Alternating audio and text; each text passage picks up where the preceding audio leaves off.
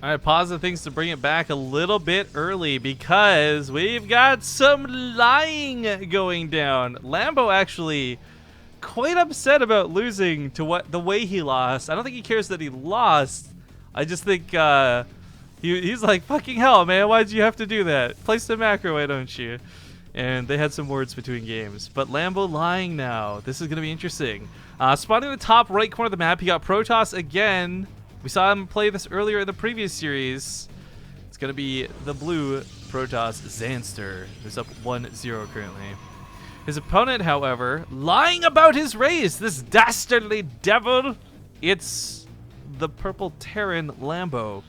Now, some people were a little confused about the prize money for this because I guess I didn't do a super great job explaining it. But to make it perfectly clear, the winner gets $151. The loser gets $149. So to say that they're only playing for $2, that's the difference between the two prizes.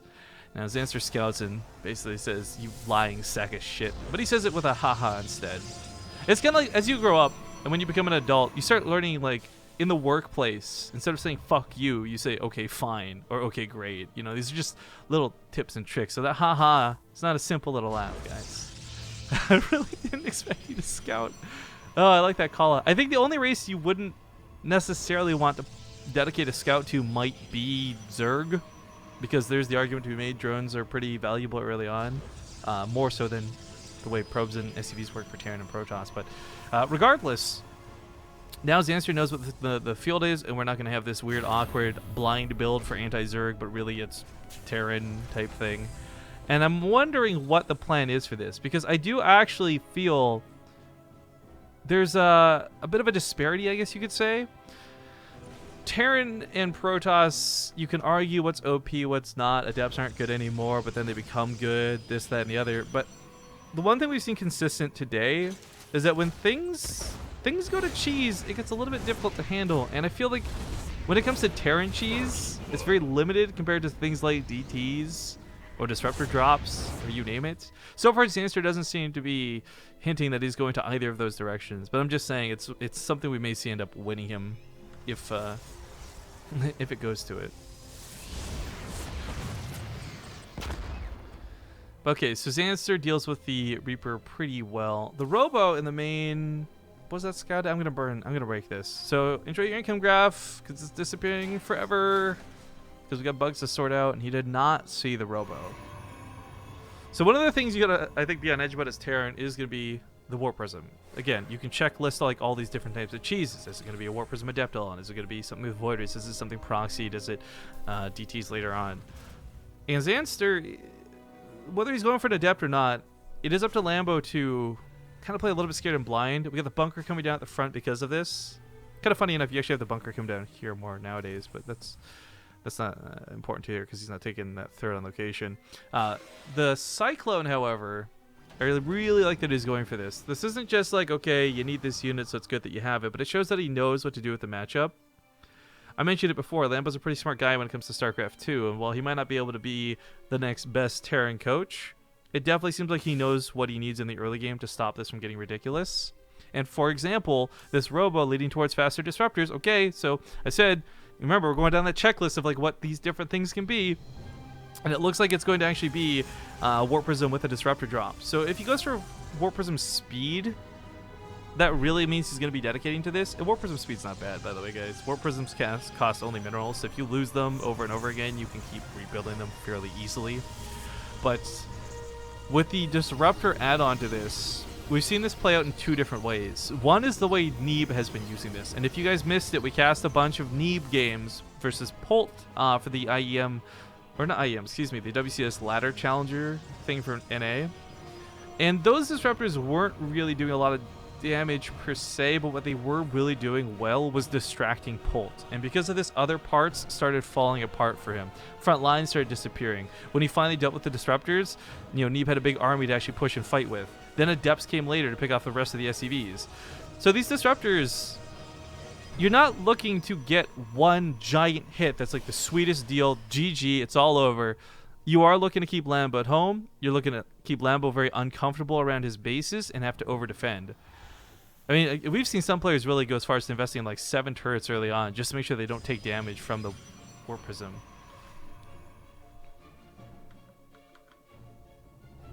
But as far as this goes, the question really is up to Zanster on whether he's got the control for it or not. For Lambo's sake, all you gotta do is get a lock on with the Cyclone, and it keeps the Warp Prism out of the base.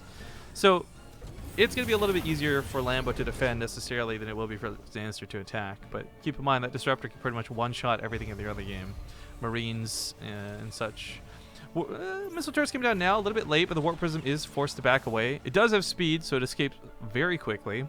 Behind us, the third base comes down for Zanster, and again, just reminding everybody that this Warp Prism usage, it's not supposed to go home right now. It really is supposed to keep Lambo on his toes. Even if you can't actually unload the Disruptor to get damage done, floating around the base and constantly showing that the Warp Prism is right there will keep Lambo on his feet, and perhaps a little too scared to pick up and go for a drop for fear of not having enough units at home to defend. But looks like Zanster was only going home to pick up the second Disruptor, so he wasn't abandoning ship on the idea. He's going to head back across the map. Now, the third base might be down, and it's not super well protected, but this is that awkward stage where Lambo's going to pick up, and moving out's not a bad idea. This might actually be better than trying to sit at home and defend against the Warp Prism with the Disruptor in it. Oh, not if it goes like this. What? Answer, please. Run.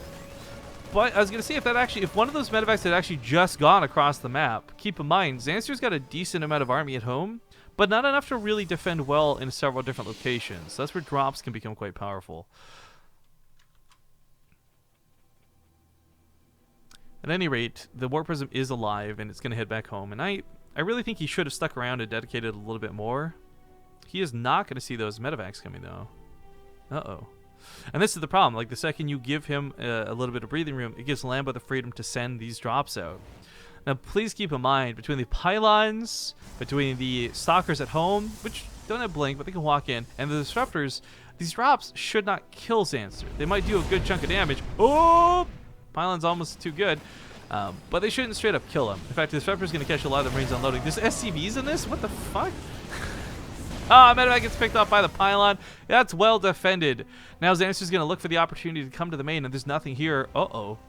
Nothing to shoot him down just yet. Flies right through everything. The Cyclone is nearby. He's got to be careful of this. Unloading the Disruptors is dangerous, of course, because if you guys don't know how this works, maybe you're newer to the game, if the Disruptor dies before the Purification over detonates, it'll just dud.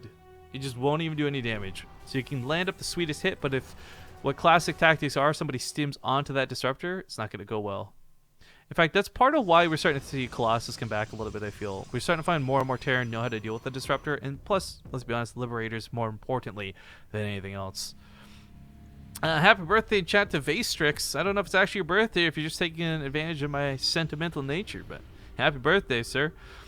Zanster moves out with his army as Lambo comes in without revelations, so without observers on the army. This is a problem. He had no idea this was coming. Now he's caught off guard. The third base might actually die. He's going to pull probes out of this to try and minimize losses, but he's also got to get through to his main. Little clumps of units made by Lambo, so there's no one Disruptor hit that'll kill his whole army, but the Stalkers are not contesting this very well. 1-1 on that bio proven to be very strong. Looks like the Nexus will live, but cleaning this up is still going to be an issue. In the main, picking off gateways, depowering some. Photon overcharge goes off. It's going to help a little bit. Kills the Marauder, actually. That helps a lot. Continue to push back into the main force. Focuses down the medevac that just picked all these units up. Disruptor coming in to finish off that bio. Oh, so sweet. However, 27 probes died, and it's not over yet. That count's still rising, and while Zanster takes a really great army fight, it does cost him a lot of his economy. Now, is this enough? Because he could just counterattack after this is all said and done, and Lambo's not going to have a lot of units back at home due to the fact that he just threw away so many attacking the base. That's the problem. You trade an army for economy, do you not have enough army to fight the other army? Mothership core not being rebuilt. He doesn't pick off that last medevac. He's going to get a couple of Stalkers down here to try and get range. Maybe get his last shots off, but he is going to go for the counterattack, and I think this is a really smart move for Zanster. Other side of the map, Disruptors are landed. They don't land on much, however, and Mules drop to replace the SCVs that die. Now, keep in mind, this Protoss army is fairly susceptible to Marauders just in general. Ooh, even a couple Woodmine hit shots could be nasty. But that's where the beauty of the Disruptors come in. You don't necessarily need detection. He does have it, however. Ooh, actually, I foresee like this really terrible situation. Lambo decides to concave, start kiting around a Protoss army, and then boom, 2 disruptors coming from the backside with that Warp Prism. Although he's wrapping the Warp Prism around to the front side. And once that Warp Prism's there, it can be used to reinforce, let's not forget. But there are Liberators on the way. Not enough Liberators to be too consequential just yet, but still Liberators nonetheless. Zanster taking his sweet time gives Lambo a lot more time to set up a defense appropriate to defend this. And looks like that drop has been completely exhausted, so there's no more threat on the other side of the field. No 4th base coming down. Doesn't look like it's on the way for either player right now, really. He's going to blink in. That's going to put him in range of the Widow Mine. Focuses down that first Liberator. Focuses down the second Liberator. A lot of those Disruptors on cooldown. I think he's still got 2 shots left. He should still have 2 shots left. Uh-oh, it's one on the front line that's exposed. That gets focused. Talked about that earlier. 3rd shot. Don't know where it is. Not coming. Not too soon. It's actually all on cooldown. And Zanster's going to lose his entire army out of position, taking a bad fight. And now Lambo concaves. And with 92 army supply, 2 and upgrade leads, he doesn't need Liberators as he pushes across the map. And this, well, this is going to be an off-race win.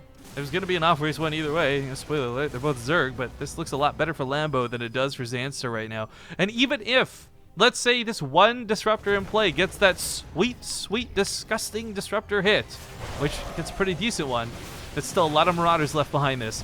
Disruptor's the first thing to get focused down. Another one pops out in just a moment. It's a little bit far back, however. Not any medevacs. Actually, I didn't realize this classic Terran problems affecting Lambo right now, where you go so much into Liberators, you stop making medevacs. Now he's making 4 at a time to try and make up for that, but the stimmed bio is actually really scary to look at. Stalkers can blink to the main to defend. Mothership Core goes down. Widow Mines are in place to stop anything that actually blinks underneath the Liberators, but I don't think we're going to see Zanster make that mistake again. At least I hope not. He's taking the bait, and he goes for it. Widow Mines firing.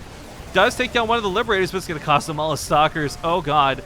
Focuses down the Observer. Friendly fire a little bit there with that forward blink.